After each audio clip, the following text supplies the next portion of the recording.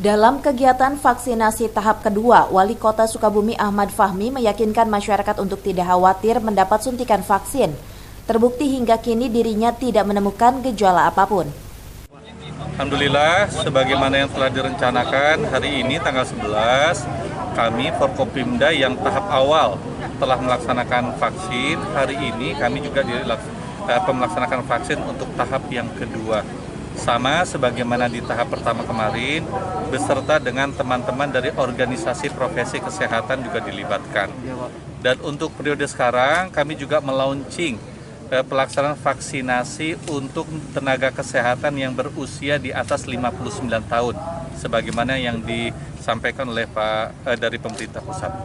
Reaksinya Pak pas 2 minggu ke belakang ini seperti apa Pak yang dirasakan? Alhamdulillah tadi tanya ke teman-teman yang sudah divaksin, baik unsur Forkopimda, baik organisasi profesi.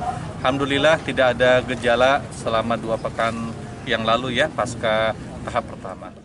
Sementara itu, Kepala Dinas Kesehatan Kota Sukabumi mengatakan pihaknya saat ini sedang melakukan pendataan untuk pengajuan vaksin gelombang kedua, yakni PNS, anggota TNI, Polri, anggota DPRD, dan komunitas.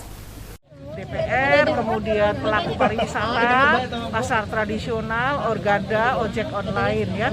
Nah itu sekarang sedang kita data, karena data harus sudah masuk ke Kemenkes melalui pendataan piket itu paling lambat tanggal 13 harus sudah masuk. Nah sekarang kita sedang berproses, TNI Polri data sudah masuk, jumlahnya sekitar 1.100-an lah TNI dan Polri ya, TNI dan Polri. Kemudian ASN itu setelah dikurangi dengan penyintas dan komorbid dan nakes itu masih sekitar 3.600-an.